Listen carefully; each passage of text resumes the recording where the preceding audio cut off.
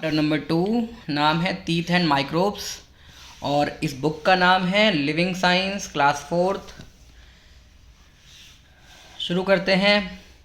When a photographer ask us to say cheese he actually want us to smile. तो जब photographer हमसे कहता है कि चीज़ करो तो जब हम चीज़ बोलते हैं तो इस ऐसा करने से हमारे दांत दिखाई देते हैं और जब हम स्माइल करते हैं तो हमारे दांत दिखाई देते हैं हमको। तो clean and well kept teeth make our smile beautiful. तो क्लीन यानी कि साफ़ सुथरे और वेल केप्ट का मतलब है कि आपने अपने दांतों को साफ़ सुथरा रखा हुआ है और अच्छे आपके दांत हैं। तो इस दांत अच्छे होने से जो हमारी जो स्माइल होगी वो भी हमें ब्यूटीफुल दिखाई देगी। They give proper shape to our face. दांत होने की वजह से हमारे फेस को एक प्रॉपर शेप मिलती है। दांत नहीं होंगे तो हमारे गाल अंदर को आएंगे और हमारे होंठ भी अंदर की तरफ, मुंह के अंदर की तरफ आ जाएंगे। तो दांत होने की वजह से हमारे फेस को प्रॉपर शेप मिलती है। Teeth help us to speak clearly. दांत होने की वजह से हम अच्छी तरह से बोल पाते हैं। कई लेटर्स ऐसे होते हैं जो हमको बोलने में मदद करते हैं। They enable us to bite and chew food. तो दांत अगर हमारे पास हैं तो हम इनेबल का मतलब है कि हम लोग योग्य बनते हैं कुछ भी काटने के और कुछ भी चबाने के। तो हम कुछ भी बाइट कर सकते हैं, काट सकते हैं और हम कुछ भी चबा सकते हैं और ऐसा पॉसिबल तभी है जब हमारे दांत होंगे। This makes digestion easy. तो दांत अगर हमारे हैं तो इससे क्या है, डाइजेशन यानी कि जो खाना होता है वो भी ईज़िली पच जाता है। अब आप सोचेंगे कि खाना ईज़िली कैसे पच जाता है। तो खाना जो है पेट में जब जाता है तो पेट में जाने के बाद जो हमारे स्टोमक के अंदर एंजाइम्स होते हैं वो एंजाइम्स उस फूड को और छोटे छोटे पार्टिकल्स में तोड़ते हैं। लेकिन उससे पहले हमारे मुंह में जब खाना आता है तो उसको हम ढंग से अगर बाइट नहीं करते हैं, उसको हम ढंग से चबाते नहीं हैं। तो ढंग से अगर नहीं चबाते हैं और थोड़ा बहुत ही चबाकर अगर हम उसको सटक जाते हैं तो ऐसा होने से क्या होगा, जो डाइजेशन होगी वो अच्छी तरीके से नहीं होगी, ईज़िली नहीं होगी। और जब डाइजेशन ईज़ी नहीं होगी तो फिर हमारे पेट में गैस बन जाएगी। तो इसीलिए हमें खाना अच्छी तरह से चबाना चाहिए। So our teeth are a very important part of our body. हमारी बॉडी का इम्पॉर्टेंट पार्ट है हमारे दांत। वैसे बहुत से डिफरेंट पार्ट्स होते हैं बॉडी में, सभी अपनी जगह पर इम्पॉर्टेंट हैं। अब यहाँ पर हम बात करते हैं 2 सेट्स ऑफ टीथ। तो दांतों को 2 अलग अलग सेट्स में बांटा गया है। और new born baby has no teeth. जब एक छोटा बच्चा पैदा होता है तो उसके कोई भी दांत नहीं होते। She cuts her first tooth when she is about 6 month old. तो जब बेबी 6 मंथ ओल्ड का होता है यानी कि 6 महीने का जब वो बेबी हो जाता है तो उसका पहला दांत आता है। यहाँ पर लिखा है टूथ। तो टूथ क्या होता है, इसका मतलब भी दांत होता है और टीथ का मतलब भी दांत होता है।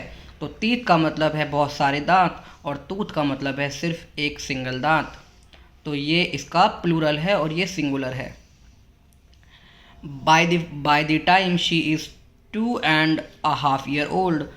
तो जब वो बेबी 2 साल का यानी कि 2 साल का और हाफ ईयर ओल्ड का मतलब है इसके बाद 2 साल का हो गया और 6 महीने यानी कि वो बच्चा 2.5 साल का हो गया। She has 20 teeth. तो जब बच्चा 2.5 साल का हो जाता है तो उस बच्चे के 20 दांत उसके मुंह में आ जाते हैं। These are called milk teeth. उनको हम कहते हैं दूध के दांत कहते हैं उन्हें हम, या फिर हम कहते हैं टेम्पररी टीथ। हम उनको टेम्पररी टीथ इसलिए बोलते हैं क्योंकि वो कुछ टाइम तक रहते हैं। लेकिन अगर इन दांत की भी हमने ढंग से केयर करी तो ये भी कई सालों तक चलते हैं। लेकिन अगर हम दूध के दांत की केयर नहीं करते हैं तो वो टूट जाएंगे और फिर हमारे परमानेंट टीथ आएंगे। और जब परमानेंट टीथ टूट जाएंगे तो उसके बाद हमारे मुंह में कभी भी दांत नहीं आएंगे। तो हमको अपने दूध वाले दांतों की ही केयर करनी चाहिए सबसे पहले। Between the ages of 6 and 12, the milk teeth fall out one by one and new one grow in their place. जब बच्चा 6 से 12 साल तक का होता है तो 6 से लेकर के 12 साल तक के बच्चों के वो दांत धीरे धीरे अपने आप टूटने लग जाते हैं, यहाँ पर बताया गया है. This new set consist of 32 teeth, 16 in the upper jaw and 16 in the lower jaw. These are called permanent teeth. लेकिन आपको मैं यहाँ बता दूँ कि बच्चे के दांत 6 साल और 12 साल पर जाकर के टूटते हैं, लेकिन जो छोटे छोटे बच्चे होते हैं 3 साल 4 साल के, वो क्या करते हैं, बहुत सारी चॉकलेट्स खाते हैं, टॉफ़ी खाते हैं, तो इसकी वजह से उनके दांत खराब हो जाते हैं. तो इसीलिए हमको कम से कम 12 साल तक तो अपने दांतों की सही से केयर करनी चाहिए. अब यहाँ पर बताया गया है कि 16 दांत तो हमारे अपर वाले जॉ में है और 16 दांत हमारे लोअर जॉ में है. जॉ का मतलब होता है जबड़ा, तो ऊपर वाले जबड़े में है 16 दांत और 16 दांत है हमारे नीचे वाले जबड़े में. These are called permanent teeth. तो वो हमारे फिर परमानेंट दांत आ जाते हैं और वो हमारे कई सालों तक चलते हैं. टेम्पररी टीथ के बारे में बताया गया है, जो कि छोटे बच्चे के दांत होते हैं. तो ये सामने के जो 4 हमारे टीथ होते हैं ऊपर और नीचे, उनको हम कहते हैं इंसीजर्स, जो कि कहलाते हैं कटिंग टीथ. यानी कि जब बच्चा छोटा होता है, बच्चे के मुंह में उंगली डालते हैं, तो बच्चा जो किसी का भी हाथ काटता है तो सामने वाले दांतों से काटता है. किसी की अगर उंगली को बच्चा मुंह में डालता है तो सामने वाले दांत से वो बच्चा काटता है, तो सामने वाले दांत को हम कहते हैं कटिंग टीथ. इसके बाद कटिंग टीथ के बगल में होते हैं दोनों कैनाइन टीथ. तो कैनाइन टीथ क्या होते हैं, ये कैनाइन का मतलब है टीयरिंग टीथ. कैनाइन टीथ को हम टीयरिंग टीथ भी कहते हैं. टीयर का मतलब होता है किसी भी चीज़ को चीरना, फाड़ना. तो चीर फाड़ करके बच्चा खाता है, जैसे मान लीजिए खींच खींच के खाते हैं. जैसे आप इस चीज़ को समझ सकते हैं, जैसे कि बच्चा जब कोई भी अगर मीट खाता है सपोज़ कीजिए, तो उस मीट को जो खाते हैं तो मीट को उस बोन से चीर चीर के खाते हैं दांतों से, तो वो कैनाइन टीथ होते हैं. उसके बाद है प्री मोलर, ये मोलर्स टीथ हैं यहाँ पर. तो मोलर है, डाढ़ होती हैं दोनों, और डाढ़ बोला जाता है मोलर्स को. तो डाढ़ क्या करती है, ग्राइंड करने का काम करती है, यानी कि उसको ढंग से बिल्कुल पतले पतले पीसीज में उसको चबा करके खाना, उसे ग्राइंड करना कहते हैं. फिर यहाँ पर परमानेंट टीथ हो गए. तो परमानेंट टीथ वही चारों के, ये सामने के दांत 4 दांत इंसीजर्स कहलाते हैं. कैनाइन यहाँ पर आपको दिखाया गया है. कैनाइन यहाँ पर भी 2 ही दांत हैं आजू बाजू, तो यहाँ पर ये दोनों कैनाइन है. यहाँ पर मोलर्स होते हैं, यानी कि दो डाढ़ होती हैं बच्चे की, 2 इधर होती हैं 2 इधर होती हैं. तो अब जब बड़े हो जाते हैं तो बड़े होने पर 3 डाढ़ होती हैं लेफ़्ट में और 3 डाढ़ होती हैं राइट वाले साइड में.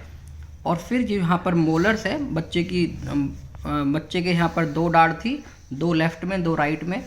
और जब बड़े हो गए तो डाढ़ हो गई 3 लेफ़्ट में 3 राइट में. जब बड़े हो जाते हैं तो और 2 दांत और आ जाते हैं, 2 लेफ़्ट में 2 राइट में, जिनको बोलते हैं प्री मोलर. तो प्री मोलर क्या होते हैं, प्री मोलर होते हैं क्रैकिंग टीथ. तो क्रैकिंग यानी कि क्रैक करने वाले, किसी भी चीज़ को तोड़ने वाले. जैसे अगर हम नट्स को तोड़ते हैं तो नट को हम क्रैक करते हैं, यानी कि उसको तोड़ते हैं मुंह से, तो ये होते हैं क्रैकिंग टीथ. तो अब दोबारा बता देता हूँ. इंसीजर्स होते हैं काटने वाले, किसी चीज़ को काटते हैं. कैनाइन होते हैं किसी चीज़ को चीर फाड़ करके खाने वाले टीथ. प्री मोलर्स होते हैं किसी चीज़ को तोड़ने वाले टीथ. और मोलर्स होते हैं उन चीज़ को चबाने वाले टीथ. Next page. अब हम पढ़ने वाले हैं काइंड्स ऑफ टीथ. दांत कितने तरह के होते हैं अभी मैंने आपको पीछे पेज पर बताया. इंसीजर्स बताए जो कि किसी भी चीज़ को काटने का काम करते हैं. यहाँ पर बताया हुआ है हमारे मुंह के अंदर 2 जबड़े होते हैं ऊपर नीचे. हर एक जबड़े में हमारे 4 दांत होते हैं सामने, वो इंसीजर्स कहलाते हैं, किसी चीज़ को काटने का काम करते हैं. फिर इसके बाद है कैनाइन, जो कि होते हैं किसी चीज़ को फाड़ने का काम करते हैं. जैसे मीट को अगर मुंह में रखा है उसको हम खींच करके फाड़ते हैं, टीयर करते हैं, उस मीट को फाड़ते हैं, चीरते हैं उस मीट को. तो उसके काम आते हैं कैनाइन्स। बाकी एग्जाम्पल था मीट, क्योंकि उसमें ज़्यादा एफर्ट लगता है, दैट्स वाई माइंड नहीं करिएगा, क्योंकि ये जो दांत होते हैं बहुत ज़्यादा शार्प होते हैं, पैने दांत होते हैं, और ये टीयर करने के काम आते हैं। किसी भी खाने को जो है छोटे छोटे टुकड़ों में खींच खींच कर हम फाड़ देते हैं। अब प्री मोलर्स है जिसको हम कहते हैं क्रैकिंग टीथ, तो प्री मोलर्स को कहते हैं हम क्रैकिंग टीथ। तो प्री मोलर्स क्या करते हैं, ये किसी भी, क्योंकि इसका नाम है क्रैकिंग टीथ, तो इसीलिए किसी भी फूड को क्रश करने का काम करते हैं। क्रश करने का मतलब होता है तोड़ने का काम करते हैं। जैसे कि नट को अगर हम मुंह में रखें, नट का मतलब है अखरोट जो होता है, अगर अखरोट को हम मुंह में डालें और उसको अगर हम फोड़ें तो हम उसको इन वाले दांतों से तोड़ेंगे। यहाँ पर बताया गया है ये रहे प्री मोलर्स, ये दोनों प्री मोलर्स हैं। तो इनसे हम किसी भी फूड को तोड़ने का काम करते हैं जो बहुत ज़्यादा टाइट होता है। अब यहाँ पर है मोलर, तो मोलर को कहते हैं डाढ़। तो डाढ़ होती है हमारे मुंह में, अभी दिखाते हैं आपको, ये रहे। तो 3 डाढ़ ऊपर है, 3 डाढ़ नीचे की तरफ है। तो इसी तरह से कुल मिलाकर हमारे मुंह में 9 डाढ़ होती हैं। तो 3 डाढ़ ऊपर है, 3 डाढ़ नीचे हैं, ये लेफ्ट साइड है, और फिर दूसरी साइड भी होंगी। 3 डाढ़ उधर ऊपर वाले हिस्से की तरफ होंगी और 3 डाढ़ नीचे की तरफ होंगी। तो किसी फूड को ग्राइंड करने का काम करती हैं, चबाने का काम करती है हमारी डाढ़। अब फाइनली यहाँ पर बताया गया है the structure of a tooth, यानी कि एक दांत का स्ट्रक्चर किस तरह का होता है। ये रहा, आप देख सकते हैं, ये दांत का स्ट्रक्चर है। इनेमल जो होता है हमारे दांत का ऊपरी हिस्सा होता है, सबसे टॉप का हिस्सा होता है। फिर उसके बाद होता है डेंटाइन, और उसके बाद होता है पल्प, एंड देन अंदर बाकी नसें हैं। ये रूट्स बताई गई है, यहाँ से लेकर के यहाँ तक ये दांत की जड़ है। और फिर ये जो है दांत की ये जो होती है ये दांत की नेक होती है। और फिर ये ऊपर का ये जो है इसको हम क्राउन कहते हैं। तो सबसे, अब क्राउन के अंदर भी 2 पार्ट है, क्राउन के अंदर 2 पार्ट आते हैं, इनेमल और डेंटाइन। और नेक जो है वो सिर्फ एक ही है, पल्प, जिसको बोला गया है। नेक जो होती है वो पल्प होती है। और रूट के अंदर यहाँ से यहाँ तक ये रूट है, ये किसी भी दांत की रूट होती है। तो दोबारा से डिफाइन कर देते हैं। क्राउन जिसको बोला जाता है, क्राउन के अंदर 2 पार्ट आते हैं, इनेमल और डेंटाइन। उसके बाद नेक, ये नेक है जिसके अंदर दांत की नसें होती हैं। अब पैराग्राफ रीड करते हैं। A tooth has 3 part, crown, neck and root. तो अभी बताया है आपको। Outer cover of a tooth is very hard. तो दांत का जो सबसे ऊपर का हिस्सा होता है ये वाला, ये बहुत ही ज़्यादा हार्ड होता है। Enamel is the hardest substance in our body. हमारी बॉडी के अंदर जो सबसे ज़्यादा हार्ड हिस्सा होता है वो होता है इनेमल, क्योंकि ये बहुत हार्ड होता है। Below it lies the dentine. तो इसके नीचे, इनेमल के बिलो लाई करता है, डेंटाइन बोलते हैं। और then this is also quite hard. ये थोड़ा सा हार्ड होता है, ज़्यादा हार्ड नहीं होता है। Inside the dentine is the pulp. This is soft and has blood vessels and nerves. तो जब दांत में कीड़ा लग जाता है और हमारे दांत में दर्द होना शुरू हो जाता है, ये हमको उससे पहले पता नहीं लगता है। हमारा इनेमल जो होता है, जैसे सपोज़ कीजिए इनेमल में अगर कीड़ा लग गया है, तब तक बिल्कुल पता नहीं लगेगा, ये सड़ जाता है। उसके बाद हल्का, बहुत बारीक, बहुत ही नामात्र दर्द होता है जब कीड़ा इसमें पहुंच जाता है। और जब कीड़ा बिल्कुल लग करके ऐसे दांत को ऐसे खा जाता है इस तरीके से, तो फिर जब वो कीड़ा नसों को खाता है तो दांत में इतना भयंकर दर्द होता है कि उसको सहन नहीं कर पाते। This is soft and had blood vessels and nerves. तो पल्प जो है, पल्प क्या है, दांत की नसें होती हैं, उसके अंदर ब्लड वेसल्स होती हैं और नर्व्स होती हैं। The nerves are connected to the gum through a hole in the root. तो दांत की जो रूट होती है उससे कनेक्टेड रहती है ये सारी की सारी नसें। उसके बाद बताया गया है कि अपने दांत की हम किस तरह से केयर करें। तो सारे दांतों की केयर किस तरह से की जाएगी। अगर हम लोग if we take good care of our teeth, अगर हम अपने दांतों की अच्छी तरह से देखभाल करते हैं, we can save them from decaying. Decay का मतलब होता है दांतों का सड़ना। तो दांतों को सड़ने से हम उनको बचा सकते हैं अगर हम उनकी ढंग से केयर करें। Bits of food that remain stuck to the teeth can cause the growth of bacteria. Bits का मतलब है कि छोटे छोटे से टुकड़े जो हमारे मुंह में फंसे रह जाते हैं, रिमेन स्टक मतलब फंसे रह जाते हैं हमारे दांतों में। तो इससे क्या होगा, इससे क्या कारण है, इसका क्या कारण होगा कि इसकी वजह से हमारे मुंह के अंदर बैक्टीरिया जो होंगे उनकी ग्रोथ होने लग जाएगी। तो बैक्टीरिया सबसे पहले हमारे इनेमल को अटैक करते हैं। मैंने आपको बताया कि सबसे पहले इनेमल को यानी कि ऊपर वाले हिस्से को सड़ाते हैं, और ऊपर वाला हिस्सा जब सड़ जाता है तो फिर वो अंदर वाले हिस्से को सड़ाते हैं। तो इसीलिए हमें अपने इनेमल की हमको केयर करनी चाहिए। तो हमारे इनेमल के ऊपर स्टिकी कोटिंग कॉल्ड प्लेक, तो जब दांत सड़ने लग जाता है तो उसके ऊपर प्लेक यानी कि उसको बोला जाता है जब उसके ऊपर कोई कीड़ा लग जाता है। Then they attack the dentine, फिर उसके बाद जब इनेमल सड़ जाता है तो वो अटैक करती है डेंटाइन को, और डेंटाइन को अटैक करने के बाद यानी कि उसको सड़ाने के बाद फिर वो फाइनली सबसे लास्ट होता है स्टेज पल्प का। और जैसे ही पल्प, आपको बताया कि पल्प में क्या है, पल्प में ब्लड वेसल्स है, नर्व्स हैं, तो उनको अटैक करती है। When the bacteria reaches the nerves within the pulp, they cause pain. तो यहाँ पर बड़े सिंपल कह दिया गया कि they cause pain। तो पेन, इतना ज़्यादा पेन होता है कि बस आप महसूस नहीं करेंगे। जब किसी को, जिसके दांत में कीड़ा लगा होगा, उसको पता होगा कि दांत में कितना दर्द होता है। Tooth decay result in bad breath, cavities, toothache, bleeding gums and indigestion. जब दांत सड़ जाते हैं तो इसकी वजह से जो सांस लेने में दिक्कत होती है, मुंह के अंदर कैविटीज़ बन जाती हैं, मतलब छेद, मुंह के अंदर हवा भरी रहती है, क्या नाम है, खाली जगह बन जाती है मुंह में। टूथ एग का मतलब है, टूथ का मतलब है दांत, और एग का मतलब है दर्द।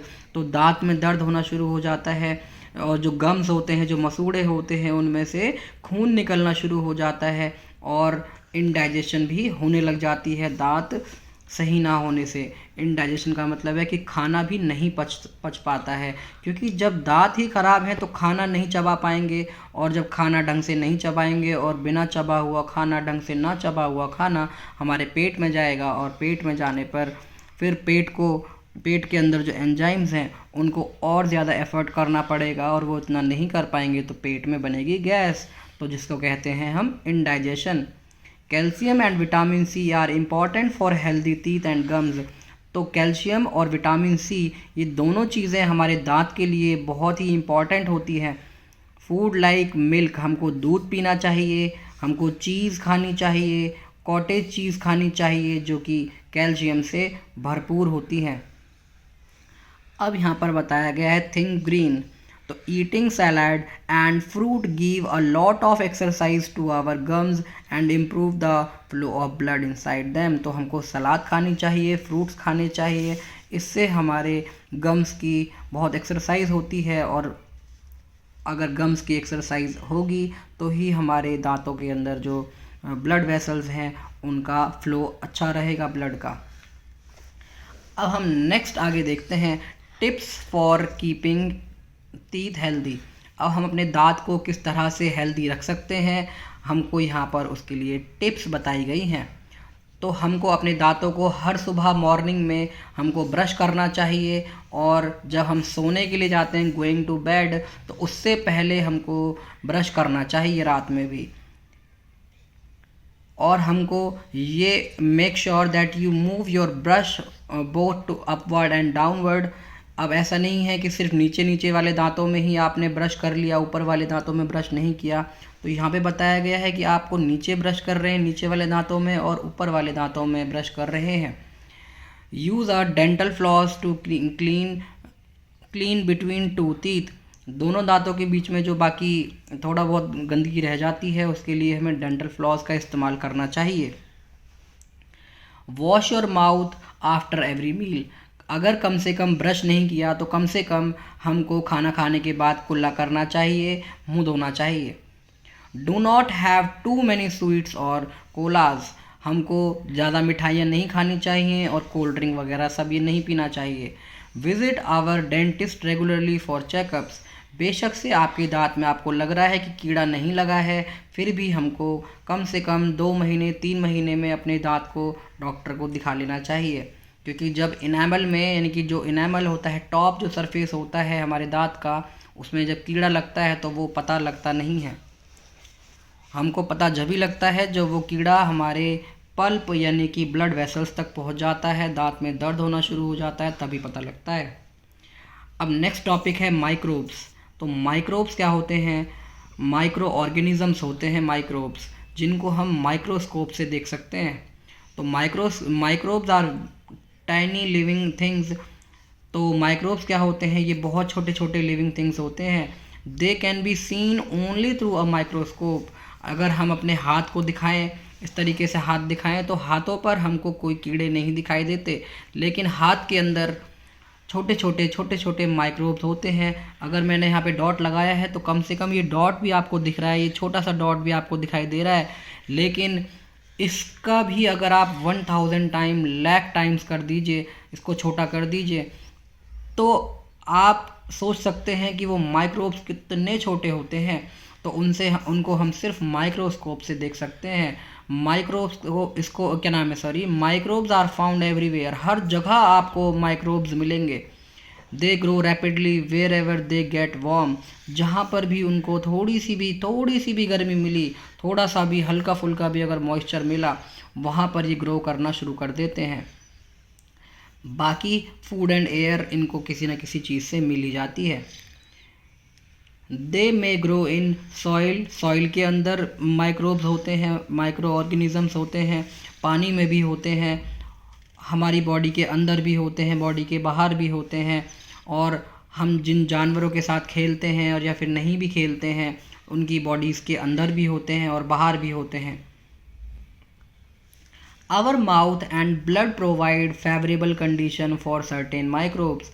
तो इन हम अपने यहाँ पे बात कर रहे हैं दांतों के बारे में। तो हमारे मुंह के अंदर थोड़ी सी गर्मी रहती है, थोड़ा सा मॉइस्चर रहता है, हम लोग मुंह से सांस लेते हैं, नाक से सांस लेते हैं, तो इतना ही काफ़ी है। यहाँ पर माइक्रोब्स जो हैं वो जन्म लेते हैं, इनको यहाँ पर फेवरेबल कंडीशन, इनको अच्छी कंडीशन यहाँ पर मिल जाती है ग्रो करने के लिए। Some microbes cause disease in human beings. तो कुछ माइक्रोब्स ऐसे होते हैं जिनसे कि इंसानों के अंदर बीमारियां हो जाती हैं। Disease causing microbes are called germs. तो जिन माइक्रोब से बीमारी हो जाती है, डिजीज़ कॉजिंग माइक्रोब यानी कि ऐसे माइक्रोब्स जिनसे बीमारी हो रही है, उन वाले माइक्रोब्स को हम कहते हैं germs. However some microbes are useful. कुछ माइक्रोब्स यूज़फुल भी होते हैं। तो यहाँ पर बताया गया है काइंड्स ऑफ माइक्रोब्स। तो यहाँ पर माइक्रोब्स आप नहीं देख सकते इनको अपने हाथ पर, इनको दिखाया गया है। ये इमेजेस जो यहाँ पर आपको दिखाई जा रही हैं, ये माइक्रोस्कोप से ली गई है। फोर टाइप्स ऑफ आपको माइक्रोब्स यहाँ पर बताए गए हैं। फर्स्ट माइक्रोब का नाम है बैक्टीरिया। तो बैक्टीरिया क्या होते हैं? They are single celled micro organisms. ये जो है सिंगल सेल्ड माइक्रो ऑर्गेनिज्म होते हैं। अब ये सिंगल सेल क्या भला है, ये आप बड़ी क्लास में पढ़ेंगे। अभी आप इसको सिर्फ लर्न कर लीजिए। सिंगल सेल का मतलब है कि इस तरह से बस ओनली वन सेल, यानी कि इतना ही होता है। लेकिन जो वायरस है, वायरस आप देख सकते हो इस तरह के बहुत सारे डॉट्स आपको दिखाई देंगे। दे मे बी रॉड शेप्ड। तो बैक्टीरिया जो है वो या तो ऐसा गोल होगा या फिर वो ऐसे एक लंबा सा इस तरह से होगा, एक कीड़े की तरह, देख सकते हो यहाँ पर। दे मे बी रॉड शेप्ड, और या फिर स्पाइरल और राउंड, यानी कि इस तरह से स्प्रिंग के जैसे हो सकते हैं, या एक जैसे माला है, छोटे छोटे से बीज हैं यहाँ पर। तो ये होता सिंगल ही है। Harmful bacteria can cause disease like typhoid, tuberculosis and pneumonia. ये pneumonia नहीं है, इसको पढ़ते हैं निमोनिया। तो हार्मफुल बैक्टीरिया जो होते हैं उनसे हमें टाइफाइड हो सकता है। टाइफाइड होता है, बुखार चढ़ता है इसमें, टाइफाइड के अंदर हमें बुखार चढ़ता है, बहुत तेज़ बुखार चढ़ता है, और साथ ही साथ खांसी भी हो जाती है। ट्यूबरक्लोसिस जो होता है इसको कहते हैं टीबी। तो इसमें बुखार नहीं चढ़ता है, इसमें खांसी होती है और खांसी इतनी बुरी खांसी होती है कि फेफड़े भी ख़राब हो जाते हैं। और ये लास्ट है निमोनिया। तो निमोनिया के अंदर जुकाम होती है, खांसी होता है और बुखार चढ़ता है, तो ये होता है निमोनिया। अब यहाँ पर आपको काइंड्स ऑफ माइक्रोब्स, आप इनको रीड कर लीजिए। वायरस जो है ये नॉन लिविंग होता है, बैक्टीरिया लिविंग होते हैं, प्रोटोजोआ लिविंग होता है और फंगी भी लिविंग होती है। वायरसेस, अब यहाँ पर और माइक्रोब के बारे में बताया गया है जो कि है वायरस। तो वायरस जो होते हैं वो बैक्टीरिया से भी छोटे होते हैं और इनको जो है हम माइक्रोस्कोप के नीचे देख सकते हैं, और वो माइक्रोस्कोप बहुत पावरफुल माइक्रोस्कोप होता है। They cause disease like chicken pox हो सकता है, फ्लू हो सकता है, पोलियो हो सकता है, डेंगू हो सकता है और कॉमन कोल्ड हो सकती है। तो वायरस की वजह से बहुत सी अलग अलग बीमारियां हैं। चिकन पॉक्स क्या होता है, शरीर के ऊपर छोटे छोटे से दाने हो जाते हैं, फुंसियाँ टाइप हो जाती हैं। और फ्लू जो होता है ये किसी भी बर्ड से हो सकता है या फिर किसी के कांटेक्ट से हो सकता है। पोलियो जो है किसी हाथ पैरों को लंगड़ा लूला कर देता है। और डेंगू जो होता है ये मच्छर के काटने से होता है, या फिर इसको डेंगी भी कह सकते हैं। और कॉमन कोल्ड यानी कि सर्दी जुकाम, ये जो है ये भी वायरस की वजह से हो सकते हैं। प्रोटोजोआ क्या होता है, प्रोटोजोआ भी सिंगल सेल्ड माइक्रो ऑर्गेनिज्म है।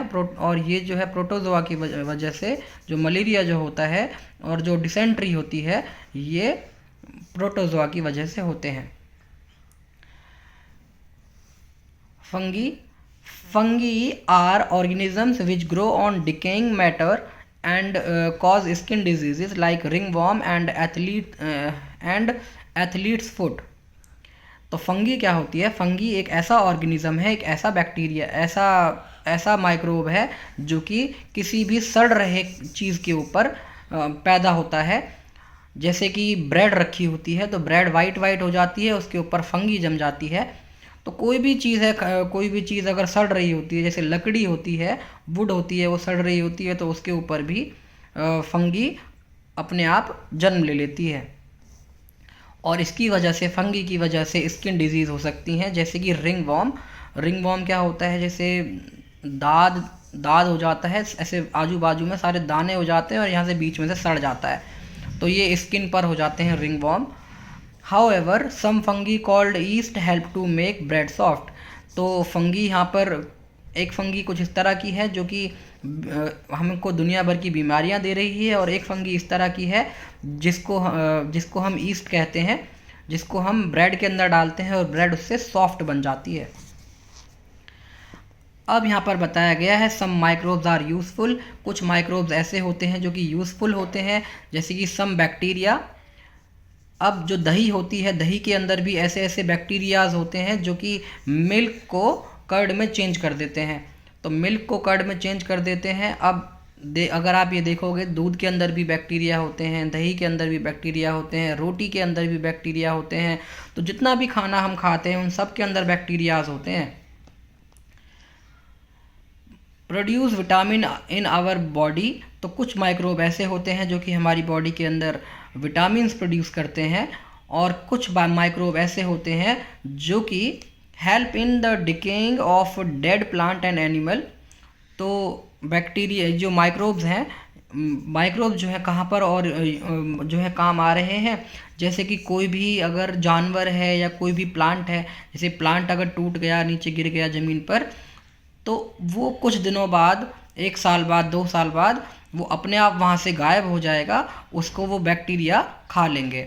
एनिमल अगर कोई मर गया है तो उसको भी 1-2 साल लगेंगे और वहाँ से वो जो कीड़े मकोड़े होंगे वो उसको खा जाएंगे। तो इसमें भी वो हेल्प करते हैं, हमारे एनवायरनमेंट को क्लीन रखते हैं। Help in digestion of roughage in animals. तो ये जो है एनिमल्स जो होते हैं उनके पेट में जो भूसा होता है, घास होती है, उसको भी पचाने में मदद करते हैं। तो ये यहाँ पर आपका चैप्टर पूरा फिनिश हो गया है। आई होप कि आपको ये ढंग से चैप्टर समझ में आया है। अगर कोई भी डाउट है तो प्लीज़ मुझे कमेंट में लिखिए। Thank you.